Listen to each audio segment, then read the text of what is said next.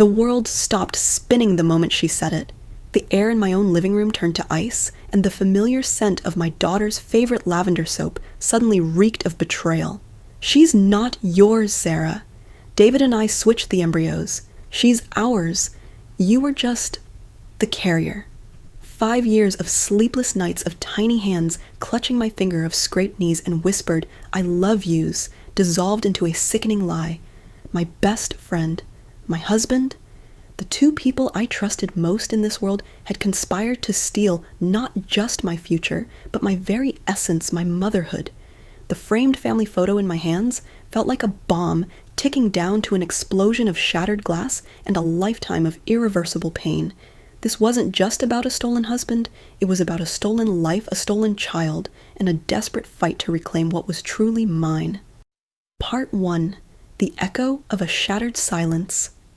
It was a Tuesday, the kind of dreary Oregon afternoon where the rain seems to weep alongside you. I remember standing in the kitchen, the warmth of the coffee mug, a stark contrast to the glacial chill that had settled deep in my bones. 5 years.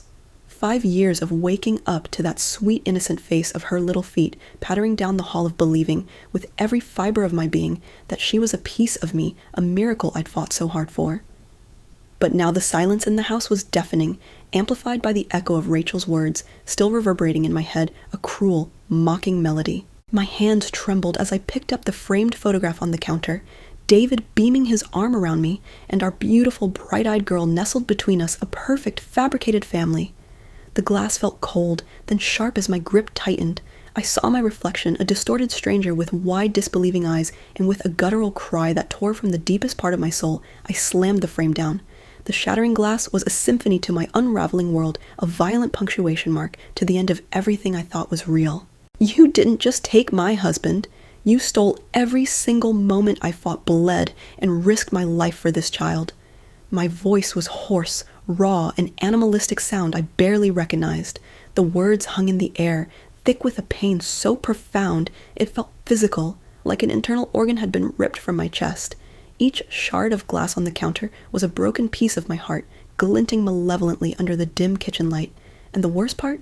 My little girl, my daughter, was just down the hall, likely humming a tune from her favorite cartoon, utterly oblivious to the earthquake that had just torn through her world, through my world. How could I possibly breathe in a world where such monstrous deceit could exist? Part 2. The Avalanche of Betrayal. The world spun.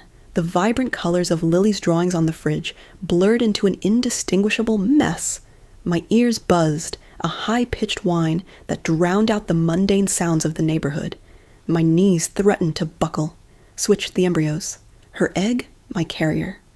The words slammed into me, each one a hammer blow to my chest. Then the anger, hot and searing, ignited in my veins, eclipsing the shock. It was a primal, gut-wrenching fury. You took my husband. You stole my marriage. I screamed, my voice cracking, echoing in the sudden cavernous silence. Rachel just shrugged a casual dismissal that fueled my rage even further. He was never really yours, Sarah. Not completely. That's when I saw it. The framed family photo on the kitchen counter. David, me, and our beautiful Lily, a monument to a lie. My hand reached for it trembling, then slammed it down. The glass exploded, sending shards across the pristine quartz, each splinter a miniature dagger reflecting the broken pieces of my life. You didn't just take my husband. You stole every single moment I fought, bled, and risked my life for this child. My voice tore from my throat, raw and guttural. The image of Lily, safe in her room, oblivious, was a fresh wave of agony. How could someone be so utterly cruel, so devoid of humanity? Rachel simply watched me, a flicker of something perhaps triumph in her eyes. It's our child, Sarah. Mine and David's. You just incubated her. Incubated her. The dehumanizing word resonated in the shattered air.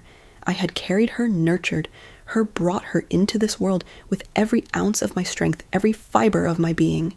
I had endured 17 hours of agonizing labor, pushing until I thought I would break just to hold her in my arms. I had spent countless nights awake, rocking her, feeding her, comforting her fevers, changing countless diapers, and now I was just an incubator. The betrayal was so deep, so profound, it felt like my very identity was being erased. This wasn't just a broken heart, It was a fractured soul. And as the initial shock subsided, a new terrifying realization dawned. This wasn't just a betrayal of me, it was a betrayal of a pure, innocent life. In that moment, standing amidst the glittering shards of my shattered world, I knew one thing for sure: the fight of my life had just begun. Part 3. The cracks in the facade and the woman I was. The sterile scent of the clinic still haunts me, a phantom smell of hope, and unbeknownst to me, a sickening conspiracy. How could I have been so blind, so desperate for motherhood, that I missed the chilling truth hidden in plain sight? I was Sarah, 33 years old, an accountant at a small financial firm in suburban Oregon, intelligent, educated, and pretty successful in my career. I was also deeply emotional, a woman who truly believed in the sanctity of family and friendship. My bond with Rachel was supposed to be ironclad. We'd navigated college dorms and bad breakups together, and I trusted her with my entire being like a sister. That trust, I now realized, was my greatest vulnerability. My friendship with Rachel, it was supposed to be unbreakable. She was more than a friend. She was family, the sister I never had. So when she started spending more and more time at our house, it felt natural. "Oh, Sarah, I just love your new kitchen island." Or, "David, this chili is amazing, can I get the recipe?" Innocent enough, right? She'd linger sometimes until David and I were ready for bed, always with a plausible excuse: a late work project, a fight with her on-again, off-again boyfriend. My trusting heart, so eager to see the best in people, just saw a friend seeking comfort, a sister needing her tribe. But then there were moments fleeting and unsettling. I remember one evening, David, my husband, a 35-year-old PE teacher, outwardly charming and reliable, was in the kitchen with Rachel. I walked in to grab a glass of water and saw Rachel standing a little too close to David, her hand lingering on his shoulder as he stirred a pot. It was a fleeting touch, barely noticeable, but something about it made a tiny cold prickle run down my spine. I dismissed it immediately. "Oh, they're just friends being goofy," I told myself, shaking off the irrational unease. My mind, ever the loyal protector of my peace, painted over the tiny crack that had just appeared. Then came our cabin getaway. A weekend escape to a cozy spot just outside Portland, surrounded by towering pines and the crisp scent of damp earth. It was meant to be a chance for David and me to reconnect, maybe even talk about starting a family, which we'd been struggling with for a while. Rachel, of course, invited herself along. "Oh, you guys have to let me tag along. I need a break from the city, and a girl's weekend with you, Sarah. Sounds divine." Her enthusiasm was infectious, or so I thought. David seemed less enthused, a subtle frown on his face when she brought it up, but he quickly plastered on his usual charming smile. During that trip, they'd often disappear. "Going to grab more firewood," David would say, or "just running to the store for snacks," Rachel would chime in. They'd be gone for what felt like ages. I'd be curled up by the fireplace, reading a little part of me wondering why both of them needed to go for wood, or why a simple snack run took over an hour. Sometimes I'd catch a glance between them, a quick conspiratorial flicker in their eyes, a shared amusement that seemed to exclude me. My stomach would tighten, a familiar knot of unease, but I'd always rationalize it away. They're just being helpful, and maybe they're planning a surprise for me. My brain was a master of denial, shielding me from the truth I wasn't ready to confront. And the texts. Oh, the texts. David's phone constantly buzzing late at night. He'd always angle it away from me, his thumb flying across the screen with a speed I never saw when he replied to my messages. "It's work stuff, babe," or just Rachel. "She's going through some tough times with Mark, you know." And I did know. I sympathized. I encouraged him to be there, for his friend, for our friend. I was so caught up in being the supportive partner, the understanding friend, that I willingly built the walls of my own prison. I trusted, and in that trust, I was blind. The foundation of my life was crumbling, and I was too busy watering the weeds to notice the cracks. Part 4. The Seed of Deception and My Blind Hope. The decision to try IVF wasn't an easy one. Years of trying, of monthly disappointments, of the emotional roller coaster that is infertility, had taken their toll on both David and me. It felt like a last resort, a desperate plea to the universe for the one thing we both desperately wanted: a child. I remember the clinical smell of the fertility clinic, the cold sterility of the rooms, a sharp contrast to the warm, hopeful dreams we carried in our hearts. We underwent all the tests endured, the injections, the monitoring, the constant poking and prodding. It was draining physically and emotionally, but every step was fueled by the vision of a tiny nursery of baby laughs echoing through our home. The day of the embryo transfer was a blur of nervous excitement. David was there holding my hand. His usual cheerful demeanor, a comforting anchor in my anxiety. Or so I thought. Looking back now through the fog of betrayal, I can almost see the subtle tension in his jaw, the quick, almost imperceptible glances he exchanged with, well, I didn't know with whom at the time. I was too focused on the screen on the tiny speck that represented our future, too overwhelmed with the hope that was finally blossoming after years of barren longing. The doctor, a kind woman with a gentle voice, explained everything.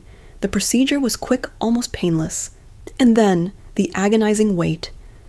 Those 2 weeks felt like an eternity. Every cramp, every twinge, every subtle change in my body was scrutinized, analyzed, prayed over. And then the call. "Congratulations, Sarah. You're pregnant." The words were a cascade of pure joy, a wave of relief so immense it brought me to my knees, tears streaming down my face. David scooped me up, twirling me around in our living room, his laughter mingling with my happy sobs. We celebrated. We dreamt. We picked out baby names, discussed nursery themes, imagined a lifetime of firsts. I was glowing a vessel for a miracle I believed was unequivocally ours. My body changed, stretched a living testament to the life growing within me. The morning sickness, which for me was really all-day sickness, was brutal. There were days I could barely keep anything down, ending up in the ER more than once for dehydration. My back ached, my feet swelled, sleep became a distant memory. But every discomfort, every painful contraction, every sleepless night was a badge of honor. This was motherhood. This was love. This was my journey, a sacred, intimate bond forming between me and the tiny life within. I rubbed my growing belly, whispering lullabies, making promises to the little person who was turning my world upside down in the most beautiful way. Rachel, my best friend, a 32-year-old whom I had shared college and countless secrets with, was always around. She'd bring me ginger ale for my nausea, fluffy socks for my swollen feet, and endless advice, some of it unsolicited, most of it sounding vaguely unenthusiastic. "Oh, Sarah, another bout of morning sickness. You look absolutely green," she'd say without much empathy. Or, when I'd complain about the exhaustion, "Seriously, the sleepless nights sound awful. I don't know how anyone does it." I chalked it up to her not being a mom herself, her inability to truly grasp the depth of my experience. I never once suspected the chilling irony of her words, the hidden cruelty beneath her veneer of concern. She was my rock, my confidant, or so I thought. As I drifted off to sleep, exhausted but content, I was blind to the chilling truth that the very foundation of my happiness had been built on a bed of lies meticulously constructed by the two people I held dearest. Part 5. The Reckoning and Rebirth. The days that followed Rachel's revelation were a blur of tears, rage, and a crushing sense of unreality. I paced my house, the very walls, feeling like they were closing in on me, suffocating me with memories of a life that was nothing but a cruel illusion. David, the man I married, the man who had supposedly loved me, disappeared unwilling to face the wreckage he and Rachel had created. He called once, a pathetic attempt at justification, something about doing what was best for everyone. I hung up my hand, shaking the phone, feeling like a hot coal. There was no explanation, no apology that could ever mend this. My mind replayed every moment, every subtle hint I had dismissed. Rachel's often repeated complaints about children. "Ugh, I hate the sound of crying babies. It's so annoying, gives me a headache." I remembered how I'd laughed it off, thinking she just wasn't a kid person. But now, those words echoed with a chilling new meaning. She hated the crying, hated the inconvenience, hated the messy reality of motherhood. She just wanted the genetic link, the proof of her bond with David, and she'd used me as a convenient vessel. That's when the truth hit me with the force of a tidal wave. Rachel never truly wanted to be a mother, not in the way I understood it. Motherhood wasn't about genetics. It was about the unyielding, sacrificial love that blossomed from every tear, every stretch mark, every broken sleep cycle. It was in the endless hours spent rocking a feverish child, in the quiet joy of watching her take her first steps, in the fierce protectiveness that swelled in my chest every time she giggled. It was in the depths of my being woven into the fabric of my soul far beyond any DNA strand. Lily, my beautiful, innocent Lily. She was the only truth in this nightmare, the one pure thing I had left. How could I ever let her know the ugliness, the deceit that surrounded her very existence? How could I explain that her father and her aunt had conspired to create her, then used me as a means to an end. The thought of her innocent eyes clouded with confusion with the knowledge of such a twisted beginning was unbearable. In that moment, amidst the chaos, a quiet resolve began to bloom within me. I looked at Lily, sleeping soundly in her room, her little chest rising and falling with each breath. She needed a mother, a real mother, someone who would protect her from the darkness, who would love her unconditionally, regardless of genetics. And that person was me. It had always been me. I made the decision, not out of spite, not out of revenge, but out of an overwhelming fierce love. This house filled with so many lies, so much pain could no longer be our home.